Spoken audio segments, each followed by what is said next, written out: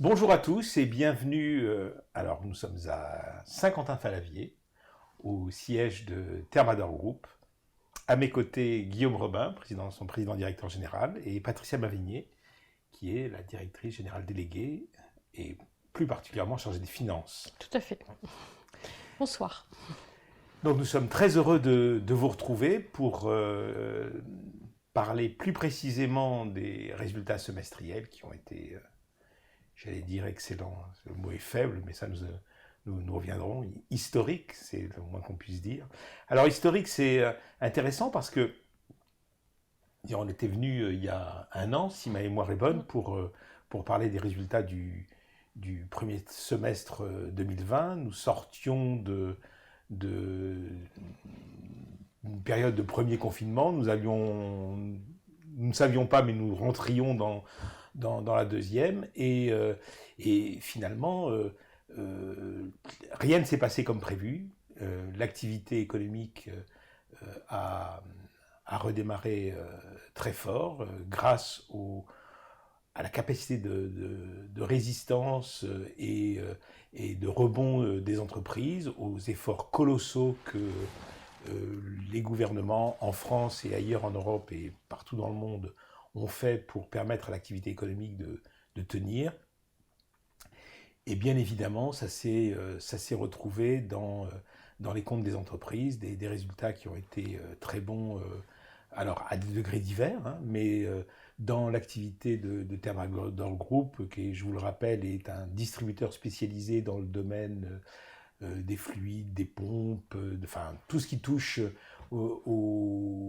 à la circulation des liquides, des fluides dans le bâtiment. Je ne dis pas de bêtises. Hein, non, c'est ça. Alors, bâtiment et industrie, on y reviendra tout à l'heure. Bâtiment et industrie. Et il y a eu tout un tas de mesures qui ont été prises par le gouvernement pour soutenir ce secteur. Et bien évidemment, ça s'est retrouvé dans les comptes du semestre. Mais ça, Guillaume et Patricia vous en parleront beaucoup mieux que moi.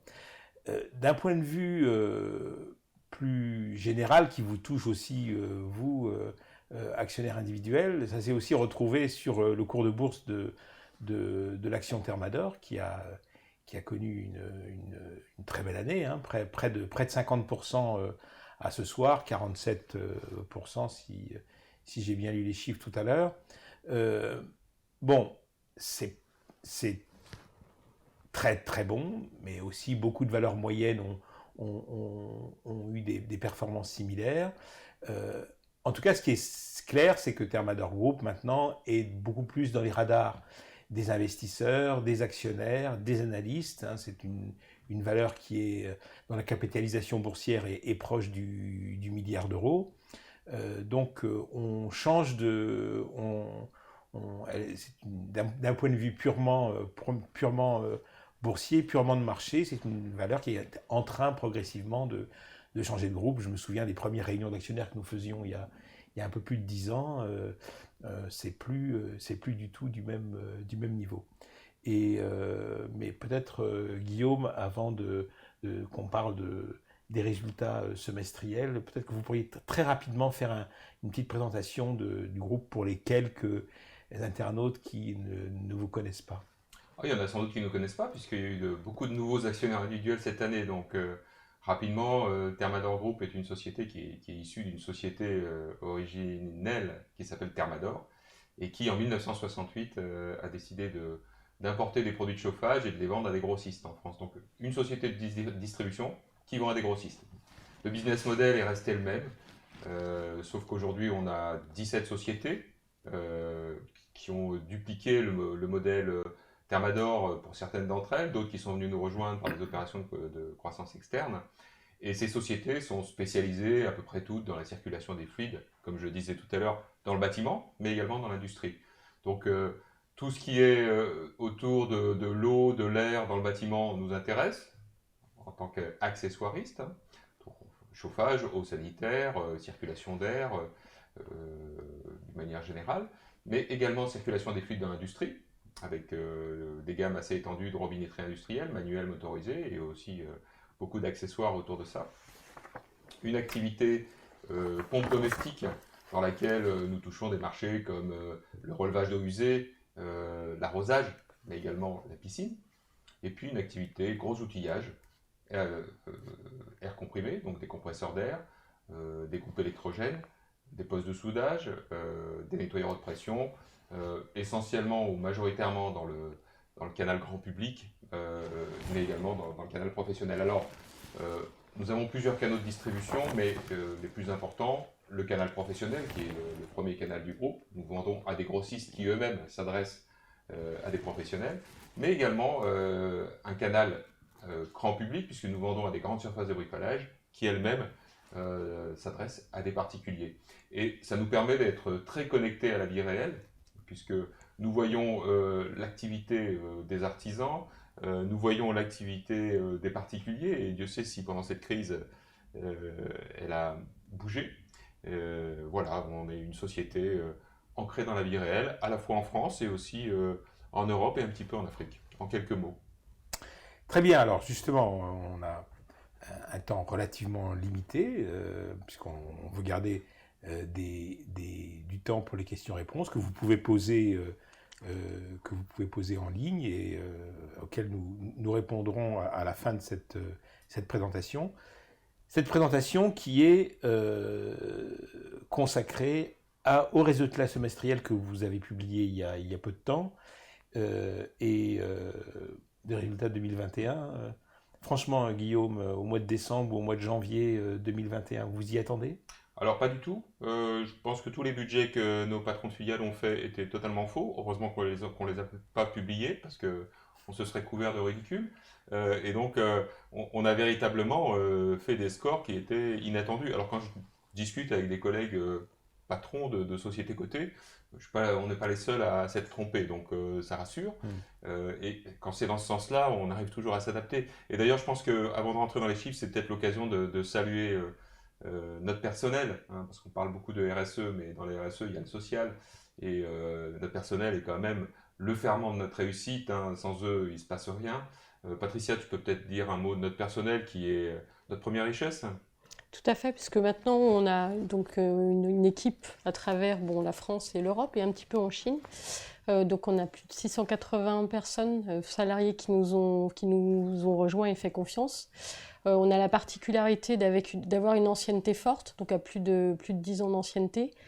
Ça fait partie des choses sur lesquelles en fait on demande à nos managers et à nos patrons de filiales d'apporter une attention particulière. Donc en 2021, nous avons fait un baromètre de la QVT, de la qualité de vie au travail, en plein confinement. L'important, c'était de voir l'évolution, parce qu'on en a déjà fait il y a 3 ans.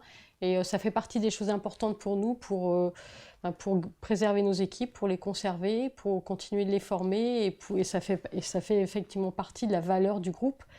Et pendant cette crise, puisqu'on a une crise sanitaire, voilà, on a quand même la force de nos équipes a fait partie des raisons de notre réussite aujourd'hui. Donc après, on parle d'actionnaires individuels.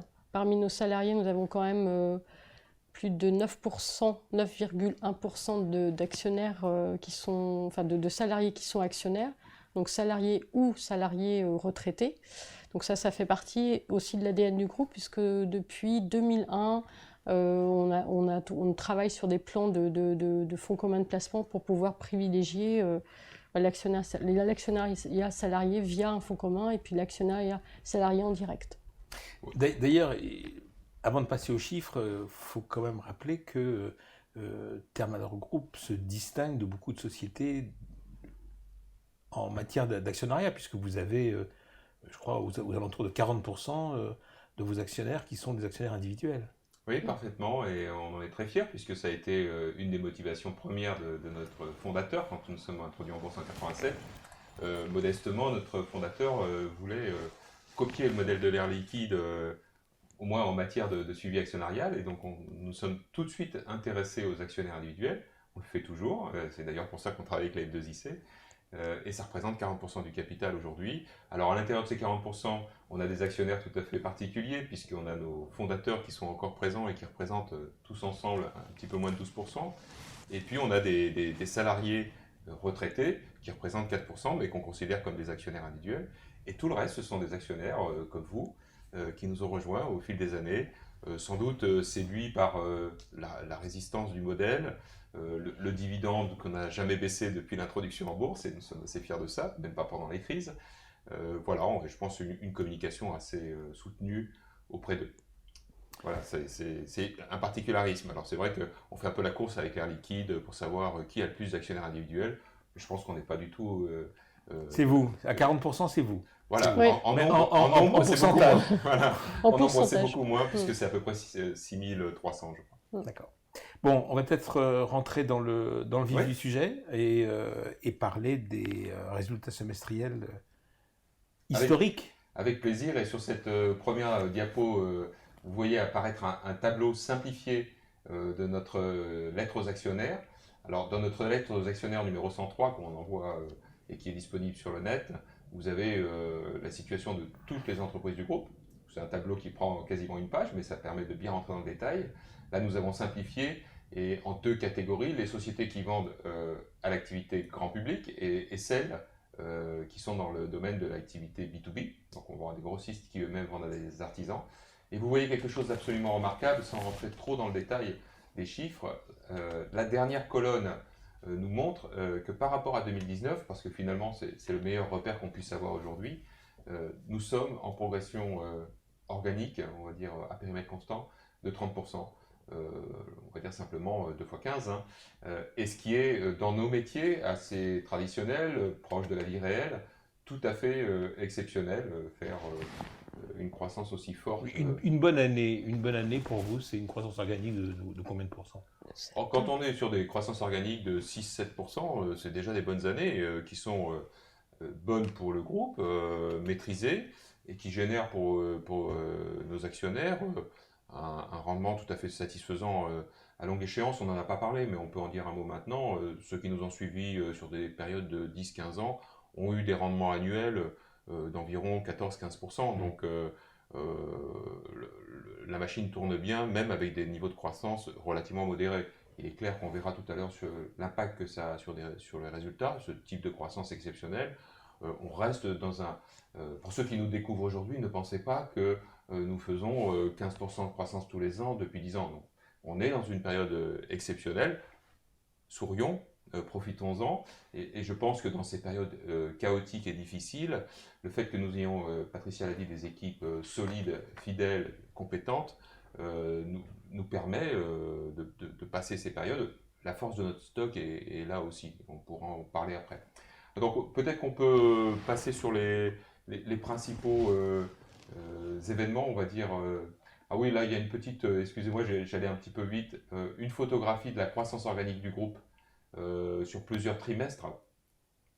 Vous voyez que vous avez une vision sur 5 ans, puisqu'on démarre en 2017 jusqu'à aujourd'hui, et vous voyez que d'habitude la croissance du groupe est plus, on va dire, déjà quand on est au-dessus de 10%, c'est des scores qui sont excellents. Donc vous voyez qu'on a quand même sur les T1 et T2 de l'année 2021 des scores tout à fait exceptionnels, qui se réfèrent à des scores médiocres l'année dernière, hein, puisqu'on était surtout sur le T2 en pleine crise, mais tout de même très au-dessus de la moyenne. On voit aussi sur ce graphique que le référentiel 2019 et 2020 sont très forts, ce qui nous a amené à être prudents sur les prévisions du deuxième semestre, puisque nous sommes sur un effet de base, comme on dit dans le métier, assez fort. Nous avons déjà réalisé en 2019 et 2020 des croissances fortes. C'est pour ça que dans la lettre aux actionnaires, on dit la croissance va fortement ralentir. On ne va pas faire des croissances de plus 30 comme ça, trimestre après trimestre. D'accord. Et je rappelle là que là on parle de croissance organique, hein, Organique. hors Croissance externe. hors croissance externe. Parce que Alors- sur le premier semestre, il n'y a pas eu en fait d'effet de croissance externe. On n'a pas eu de projet particulier, on a plutôt travaillé la croissance externe et la croissance organique, et ça nous a déjà beaucoup occupé. Alors l'effet marquant Alors- pour 2021.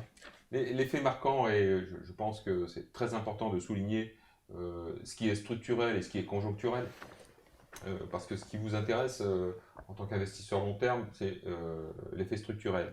Et la bonne nouvelle, c'est que la rénovation énergétique, qui est un mouvement de fond, puisque c'est mené par les pouvoirs publics, mais c'est le résultat, je dirais, d'une volonté populaire. On voit bien, élection après élection, la conscience écologique monte, et les pouvoirs publics répondent à ça par des moyens financiers.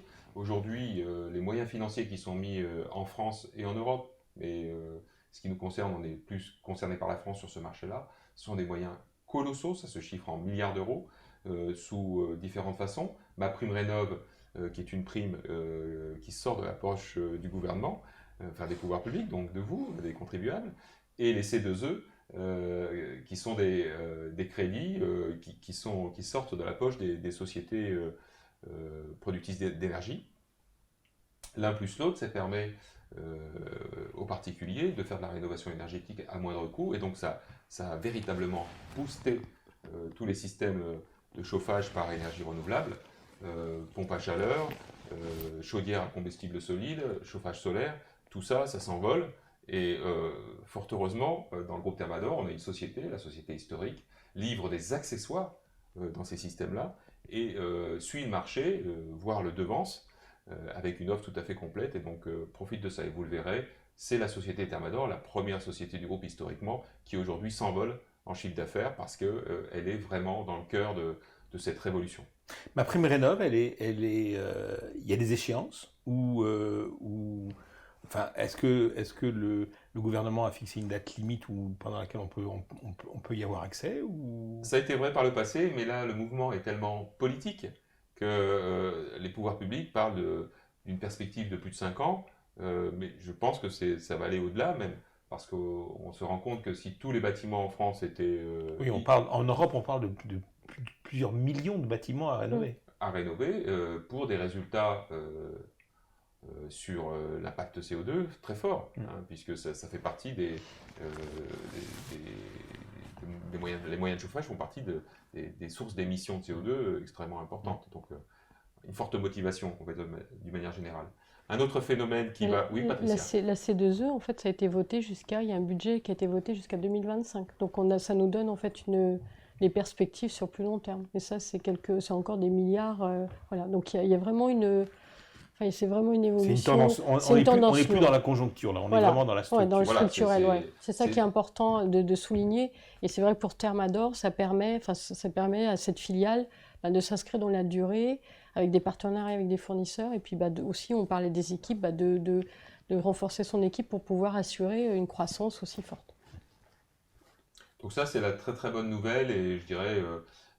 cette flambée du chiffre d'affaires chez Thermador n'est pas juste un feu de paille post-Covid, il y a cet effet structurel. Un autre fait marquant, c'est des effets qui sont plus conjoncturels, mais il faut les souligner. Les grandes surfaces de bricolage post-premier confinement se sont envolées en chiffre d'affaires, et nos 4 sociétés qui vendent à ces clients-là ont fait de même. Nous sentons actuellement, et nous verrons plus en détail tout à l'heure, un fléchissement de ce marché, puisque les Français actuellement font plus d'arbitrage entre les voyages, le restaurant et le bricolage. Je fais vite, mais c'est comme ça que ça se passe. Et donc forcément, nous sommes en train, sur ce marché grand public, d'atterrir tranquillement. Nous ne ferons pas les scores qui ont été faits les mois précédents. Un phénomène mondial qui impacte le groupe Thermador en termes de prix de revient, puisque nous achetons un certain nombre de produits en Asie, c'est le prix des conteneurs qui n'a jamais été aussi élevé, avec une montée des prix complètement délirante, puisque un conteneur qui pouvait valoir moins de $1000 vaut aujourd'hui 8000, et je parle des 20 pieds. Sur les 40 pieds, on est sur des coûts à 14 000 $, alors qu'on était plutôt sur des 2000 ou 3000 $. Donc une inflation considérable sur ces conteneurs, qui a un impact direct sur le prix des matériels que nous vendons. Et là-dessus se rajoute l'augmentation des prix, de manière générale, des matières premières, et donc un phénomène d'inflation qui s'est traduit par le groupe par des prix plus élevés à l'achat, que nous avons répercuté à nos clients, nous n'avions pas le choix, et donc un phénomène d'inflation beaucoup plus fort que ce que nous vivons d'habitude. Dans le groupe Thermador, si on a une inflation moyenne annuelle d'environ 1, 2, 2,5, c'est déjà fort, c'est exceptionnel. Là, nous sommes sur des taux d'inflation qui sont largement au-dessus de 5%. Il y a eu un phénomène quand même sur le dollar quand on parle d'évolution tarifaire, puisque le dollar, on a eu en fait un cours euro-dollar qui est beaucoup plus favorable et on a un tiers de nos achats qui sont, qui nous sont facturés en dollars. Donc ça nous a permis de compenser un petit peu quand même la hausse des matières premières. Et les hausses des matières premières, ça a été, dans certains métiers, ça a été vraiment, le marché de nos filiales, c'était vraiment très très fort. Donc le dollar a un peu compensé cette fois-ci. D'accord. Mais vous avez une de vos particularités, c'est que vous avez un stock très important. Alors, et du coup, est-ce que ça a eu un impact sur la... Le stock, c'est ce qu'on avait souligné dans nos communications financières sur la base de la fin de l'année, fin de l'année dernière. On considérait qu'on avait un niveau de stock qui était bas. Dans certaines filiales, il était vraiment 2 mois de stock. C'est pas ce qu'on a habituellement. Et on a des filiales qui étaient à ce niveau-là. Donc il y a un phénomène, c'est ce que nos filiales ont essayé de reconstituer le niveau de stock, mais il y a eu un tel niveau d'activité au niveau des ventes que mécaniquement on se retrouve à fin juin avec encore un niveau de stock qui est bas, puisque je pense que c'est sur la slide après. On verra tout à l'heure. On verra tout à l'heure. Voilà. Et donc on a quand même, le stock reste une de nos forces, mais là mécaniquement, on n'a pas pu tout reconstituer.